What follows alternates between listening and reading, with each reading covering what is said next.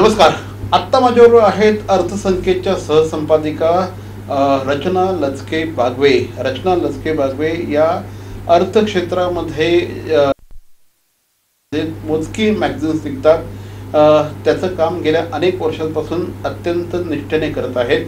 नुकताच त्यांनी 365 दिवस 365 मुलाखती एक अत्यंत महत्त्वाचं अशा प्रकारचं टास्क कंप्लीट केलं. 365 दिवस सलग म्हणजे 22 एप्रिल 2023 रोजी त्यांनी आपल्या मुलाखतींचा सिलसिला सुरू केला. त्या दिवशी अक्षय तृतीया होती आणि सलग 365 दिवसमध्ये एकही खंड न पडता त्यांनी उद्योजकांच्या, राजकीय नेत्यांच्या, समाजसेवकांच्या आणि विविध क्षेत्रातल्या कलावंतांच्या मुलाखती त्यांनी घेतल्या. हा सगळा जो प्रवास होता, हा प्रवास नेमका कसा होता, या प्रवासामध्ये त्यांना अनेक माणसं भेटली. ही माणसं भेटल्यानंतर त्यांचे अनुभव ऐकल्यानंतर ओव्हरऑल कशा पद्धतीचं मंथन झालेलं आहे या संदर्भात बातचीत करण्यासाठी आत्ता आपल्याबरोबर आहेत रचनाजी. रचनाजी, सर्वप्रथम ठाणे वर्तमानमध्ये आपलं हार्दिक स्वागत. आणखी एक महत्त्वाचं सांगायचं झालं तर त्यांच्या या कामाची जी दखल आहे, ही दखल इंटरनॅशनल बुक ऑफ रेकॉर्ड्स आणि OMG बुक ऑफ रेकॉर्ड्सने देखील घेतलेली आहे. त्यांनी सर्टिफिकेट्स देऊन सन्मानित केलेलं आहे.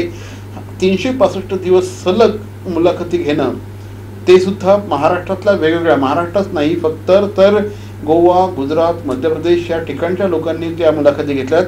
अर्थात या ऑनलाईन पद्धतीने घेतल्या आहेत, परंतु हा एक मोठा टास्क असतो. ह्या मुलाखती नेमक्या कशा झाल्या, हा टास्क कशा पद्धतीने अचीव झाला, या संदर्भात आपण त्यांच्याशी बातचीत करणार आहोत. 365 दिवस मुलाखती घ्यायच्या, मुळात हा विचार डोक्यात कसा काय आला? सर्वप्रथम धन्यवाद की तुम्ही मला इथे आमंत्रित केलं. 365 दिवस 365 मुलाखती ही मी सिरीज कंप्लीट केलेली आहे. गेली अनेक वर्ष मी लोकांच्या मुलाखती घेते, उद्योजकांच्या जास्ती करून मी मुलाखती घेते. विथ मॅगझिनसाठी किंवा न्यूजपेपरसाठी मी मुलाखती घेत होती. तर मला असं जाणवलं की ह्या लोकांच्या मुलाखती डिजिटल फॉर्मॅटमध्ये यायला पाहिजेत, म्हणून मी स्वतःचं यूट्यूब चॅनल चालू केलं रचना लचके बागवे या नावाने. आणि जसं तुम्ही म्हणाल्याप्रमाणे अक्षय तृतीयाच्या दिवशी 365 दिवस मी सलग या मुलाखती घेतल्या. एक्झॅक्टली, मला तेच विचारायचं आहे की याच्या पाठीमागची आयडिया काय होती? What was the brain behind this? की का बरं तुम्ही उद्योजकांच्या मुलाखती घेतच होतात, त्या पब्लिश पण करत होतात, पण सलग अशा प्रकारची एक सिरीज चालवणं, जनरली हा एक प्रकारचा डेली एपिसोड आहे, एक डेली सोप ज्याला म्हटलं जातं त्या पद्धतीचं आहे. बरं, तुमच्याकडे अशी खूप मोठी यंत्रणा नाही की तुम्ही ह्या सगळ्या गोष्टी करू शकाल, त्यामुळे हा सगळा जो कारभार आहे तुम्हाला आणि तुमच्या मिस्टरांनाच एकत्र येऊन करायचा होता. तर अशा प्रकारचं शिवधनुष्य पेलावं असं का बरं वाटलं? खरं सांगायचं तर जेव्हा मी असं अनाऊन्स केलं की 365 दिवस 365 मुलाखती मी घेणार आहे, तेव्हा अनेक लोक मला म्हटले की हा टास्क खूप डिफिकल्ट आहे. अनेक लोक असेही बोलले की खूप मोठे चॅनल्स देखील हे 365 दिवस सलग करू नाही शकत मुलाखती, तर तू कसं करणार? पण जसं तुम्ही बोलल्याप्रमाणे शिवधनुष्य उचललेला तर तो पूर्ण करायचा होता. त्याच्यामध्ये अनेक लोकांनी मदत केली. जसं तुम्ही उल्लेख केला की माझ्या मिस्टरांनी तर मदत केली, तसंच माझ्या परिवाराने किंवा जो मित्र आहेत, मी नाव घेऊ इच्छिते ते प्रदीप मांजरेकर सर आणि रव क्षीरसागर सर आहेत, त्यांनी खूप मदत केली मला माझ्या या पूर्ण प्रवासामध्ये. अनेक वेल विशर्स होते, त्यांनी देखील या प्रवासामध्ये खूप मदत केली. कारण का रोज एक व्यक्ती शोधणं, त्यांची मुलाखत घेणं, त्यांचा स्टडी करणं, त्यांना प्रश्न विचारणं, फोटोज घेणं हा खूप मोठा टास्क होता. त्याच्यानंतर तो एडिटिंग करणं, आणि हे सगळ्या मुलाखती ज्या होत्या त्या झूमवर होत होत्या आणि मग यूट्यूब चॅनलला अपलोड होत होत्या.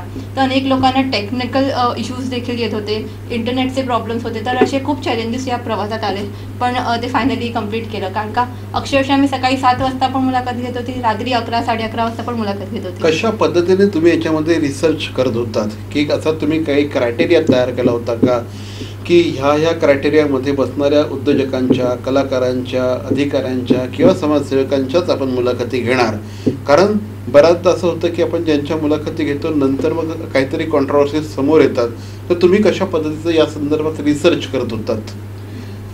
जेव्हा मी मुलाखत घ्यायची तेव्हा पहिले त्या लोकांची प्रोफाईल घ्यायची, त्याच्यानंतर त्याचा स्टडी करायची, त्यांना प्रश्न विचारायची, साधारण 1-1.5 तास त्यांच्याशी फोनवर बोलायची, प्रश्न करायचे आणि मग त्यांची मुलाखत घ्यायची. म्हणजे पहिले मी अभ्यास करायचे त्यांचा की ते योग्य आहेत का, त्यांचा प्रवास कसा आहे, जीवन प्रवास कसा आहे, त्यांना काय चॅलेंजेस आलेले आहेत का, आणि त्याच्यानंतर मग त्यांची मुलाखत घ्यायची. मोरे बंधू आंबेवाले यांचे देवरत्न मँगोज चव अस्सल हापूसची खास आंबे प्रेमींसाठी आंबे प्रेमींकडून रत्नागिरी आणि देवगडच्या शेतकऱ्यांनी घाम गळून पिकवलेला, गवतात पिकवून मनापासून वाढवलेला अस्सल हापूस रास्त, अगदी रास्त भावात आणि हो, होम डिलिव्हरीसाठी सुद्धा उपलब्ध. मोरे बंधू आंबेवाले यांचे देवरत्न मँगोज, सत्यम कलेक्शन समोर, घंटाळी रोड, ठाणे पश्चिम. आजच संपर्क साधा. CP Goenka International School, nurturing talent at young age for scholastics, sports and performing arts in global perspective. Proud to have world toppers and country toppers in 10th standard Cambridge examinations. Ranked the best emerging school by the Times of India for personality over percentage. CP Goenka is the intelligent choice.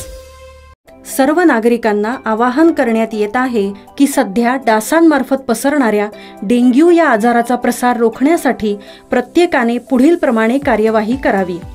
Dengue आजार Aedes aegypti हा डास चावल्याने होतो. या डासांची पैदास साचलेल्या किंवा साचवलेल्या स्वच्छ पाण्यामध्ये होते.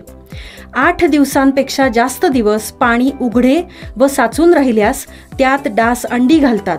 अंड्यांच्या अळ्या तयार होऊन पुढे डास तयार होतात. यासाठी आपल्या घरातील पाणी साठे, उदाहरणार्थ बॅरल्स, पिंपे, टाक्या, हौद, रांजणे इत्यादी दर आठवड्याला रिकामे करून घासून पुसून कोरडे करून पुन्हा भरावे. 1 दिवस कोरडा दिवस म्हणून पाळावा. पाणी साठ्यांना घट्ट झाकणे बसवावीत किंवा जुनी साडी, चादर, धोतर यांनी बांधून झाकून ठेवावीत, म्हणजे डास त्यात जाऊन अंडी घालणार नाहीत. घराच्या गच्चीवर, आजूबाजूला, अंगणात कोठेही पाणी साचू देऊ नये. भंगार सामान उघड्यावर टाकू नये, उदाहरणार्थ टायर्स, प्लास्टिक सामान, कुंड्या, टाकाऊ वस्तू इत्यादी. अशा सामानात पावसाचे पाणी साठून त्यात डेंग्यूच्या डासांची पैदास होते. घरातील कूलर्स, फ्रीजच्या पाठीमागील ट्रे हे देखील वेळोवेळी कोरडे करावेत. लक्षात ठेवा, नुसत्या फवारणीने डास घनता कमी होत नाही, तर त्यासाठी डास पैदास ठिकाणे नष्ट करणे ही आपल्या सर्वांची जबाबदारी आहे. कोणताही ताप अंगावर न काढता जवळच्या शासकीय रुग्णालयात मोफत औषधोपचार घ्या. अशा प्रकारे नागरिकांनी सहकार्य केल्यास डेंग्यूचा प्रसार रोखणे सहज शक्य आहे.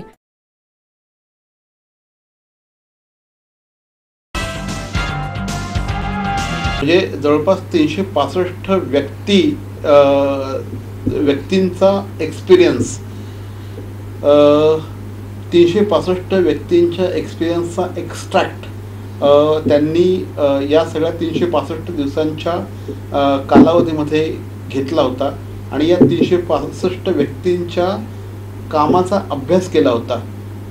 हा जो एक कळत नकळत तुमच्या हातून जो काही एक रिसर्च झालेला आहे, हा जो स्टडी झालेला आहे, हा अभ्यास झालेला आहे, या अभ्यासामुळे एक व्यक्ती म्हणून, अनेक व्यावसायिक म्हणून काय फरक पडला तुमच्यामध्ये? खरंच खूप फरक पडला, कारण का 365 लोकांना मी भेटली, त्यांच्याबद्दल जाणून घेतलं. कारण का जेव्हा आपण मुलाखत घेतो तेव्हा त्या पूर्ण व्यक्तीचा अभ्यास होऊन जातो, तर त्याच्यातनं खूप शिकायला मिळालं. लोकांचे जे जीवनातले अनुभव असतात किंवा जे ज्या घडातून, ज्या प्रसंगातनं ते जात असतात त्याच्यामधनं खूप शिकायला मिळालं. आणि प्रत्येक मुलाखतीमधनं तेच वाटलं की मी खरंच खूप सुखी आहे, समाधानी आहे. कारण का खूप लोकांना प्रॉब्लेम्स असतात, खूप चॅलेंजेसमधनं लोक आयुष्यात पुढे गेलेले असतात आणि ते चॅलेंजेस अनेकदा त्यांच्या परिवाराला किंवा त्यांच्या कलिग्सला देखील माहिती नसतात. तर या मुलाखतीच्या माध्यमातून ते आपण उलगडले. एक्झॅक्टली. पण हा जो तुम्ही सगळा या लोकांशी बोलत होता, त्या लोकांचे तुम्ही चॅलेंजेस अनुभवत होतात. एक प्रकारे मुलाखत कुठली, मी सुद्धा खूप मुलाखती घेतो. प्रत्येक मुलाखत घेण्याच्या आधी त्या व्यक्तीचा आम्ही अभ्यास करत असतो आणि त्याचा निश्चितपणे कुठे ना कुठे आपल्या वैयक्तिक जीवनावर आणि आपल्या व्यावसायिक जीवनावर देखील इफेक्ट होत असतो. अशा प्रकारचा काही इम्पॅक्ट, अशा प्रकारचा काही इफेक्ट तुमच्या स्वतःच्या वैयक्तिक लाईफमध्ये किंवा तुमच्या स्वतःच्या व्यावसायिक आयुष्यामध्ये तुम्हाला सुद्धा अनेक चॅलेंजेस असतील, तर ह्या चॅलेंजेसवर ओव्हरकम करण्यासाठी अशी एखादी मुलाखत झाली का की त्या मुलाखतीमधनं तुमच्या आयुष्यातले स्वतःचे जे काही चॅलेंजेस असतील, हे चॅलेंजेसचं उत्तर तुम्हाला मिळालं, असं काही झालं का कधी? अशा अनेक मुलाखती होत्या, पण एक मुलाखत मी सांगू इच्छिते. कांता शिंदे म्हणून मॅडम आहेत विदर्भातल्या. एकल महिला संघटना म्हणून एक संघटना आहे ज्याच्यामध्ये 19,000 महिला आहेत, ज्या सिंगल पर्सन म्हणून राहतात, म्हणजे सिंगल मदर किंवा ज्यांना कोणी नाही असं ते लोक एकट्या राहतात. आणि त्यांना जे चॅलेंजेस आहेत आयुष्यामध्ये, म्हणजे आज जरी आपण 21व्या शतकात राहतो तरी महिलांना कसं ट्रीट केलं जातं किंवा किती चॅलेंजेस आहेत हे आपण विचारही नाही करू शकत. तर ती मुलाखत घेत असताना मला ते जाणवलं. अक्षरशः अनेक वेळेला मला शब्दच नव्हते, कारण का मी रडत होती. मला कळतच नव्हतं की मी ह्यांना पुढे काय विचारू. इतके प्रॉब्लेम्स त्यांना आत्ताही आयुष्यामध्ये फेस करावे लागतात. ॲज अ व्यक्ती म्हणून त्यांना ट्रीट केलंच जात नाही. खूप प्रॉब्लेम्स येतात. आणि मला आनंद होतो की त्या महिलांनी एकत्र मिळून लॉकडाऊनमध्ये 3 कोटीची बँक निर्माण केली. तर इतके म्हणजे अक्षरशः त्यांच्याकडे 50 रुपयेही नसतात दिवसाला खायला. तर आणि जेव्हा ते नोकरीला जातात तेव्हा नोकरीलाही ठेवत नाहीत किंवा नंतर त्यांचे मिस्टर येऊन त्यांना मारहाण करतात किंवा असे खूप प्रॉब्लेम्स असतात. पण ह्याच्यातनं पण मार्ग काढून ते पुढेच गेलेत आणि स्वतःची बँक निर्माण केली, ते पण 3 कोटीची. तर हे सगळे मला असं वाटतं खूप शिकण्यासारखं होतं आणि या लोकांसाठी काहीतरी करायला पाहिजे आपण.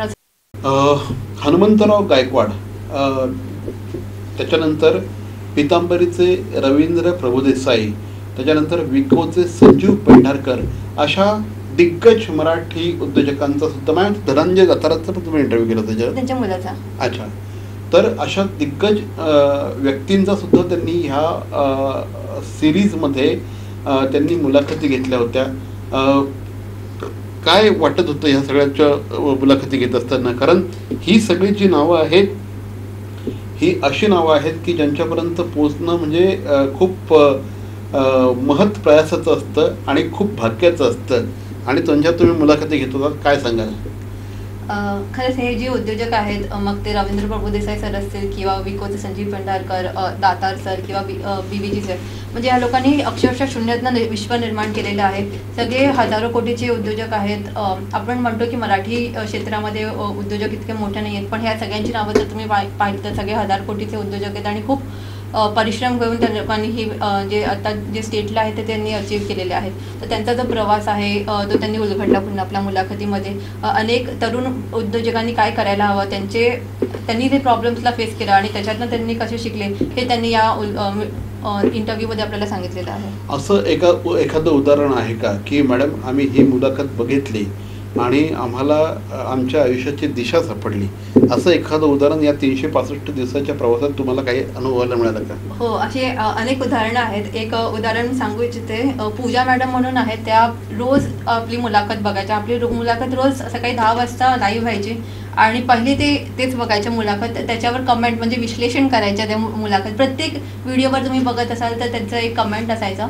आणि असं गेले त्यांनी अनेक महिने केलं आणि काही महिन्यानंतर त्यांनी मला मेसेज केला, रचना या मुलाखती बघून मी माझा स्वतःचा व्यवसाय चालू केला.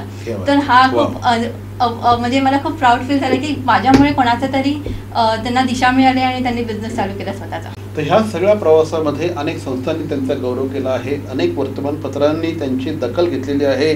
सामना, प्रहार, तरुण भारत अशासारख्या दैनिकांनी त्यांच्यावर अक्षरशः अर्धा पेज आर्टिकल्स छापलेले आहेत. एखाद्या गोष्टीमध्ये सातत्य असणं आणि ती गोष्ट सातत्यपूर्ण पद्धतीने पूर्ण करणं याला खूप महत्त्व असतं. विशेषतः ह्या त्यांच्या कामाचा जो एक महत्त्वाचा भाग काय असेल तर कुठल्याही प्रकारची अत्याधुनिक यंत्रणा त्यांच्याकडे नाही आहे, कुठल्याही प्रकारचं इन्फ्रास्ट्रक्चर नाही आहे, कुठल्याही प्रकारचा चांगला स्टुडिओ नाही आहे, कुठल्याही प्रकारचे चांगले तंत्रज्ञ नाही आहेत. पण फक्त त्यांनी ठरवलं की आपल्याला 365 मुलाखती घ्यायच्या आहेत आणि हे टास्क आपल्याला कंप्लीट करायचं आहे. आणि मैं तो अकेला हे निकला था, लोग आते गए, कारवा बनता गया. आणि अशा पद्धतीने ह्या 365 मुलाखती त्यांनी पूर्ण केल्या आणि त्यामुळेच ह्या इंटरनॅशनल बुक ऑफ रेकॉर्ड त्याचप्रमाणे त्यांना रेकॉर्ड्समध्ये गौरवलेलं आहे. अतिशय प्रेरणादायी अशा प्रकारचा हा सगळा प्रवास आहे.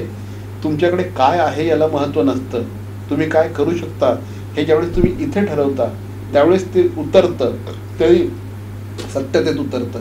हे याचं एक मूर्तिमंत उदाहरण आहे. अनेकदा आपण बघत असतो, बोलत असतो की अरे माझ्याकडे चांगला स्टुडिओ असेल तर मी हे करेन, माझ्याकडे चांगले कॅमेरे असतील तर मी हे करेन. माझ्यामध्ये कॅमेरे पण नव्हते, मोबाईलवरच करायचे.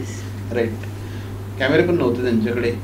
फक्त मोबाईलवर ते इंटरनेटचा वापर करून त्यांनी हे सगळं टास्क कंप्लीट केलेलं आहे आणि एक कदाचित माइलस्टोन ठरू शकेल अशा प्रकारचं काम केलेलं आहे. रचनाजी आमच्याशी बोललात त्याबद्दल धन्यवाद. Thank you very much.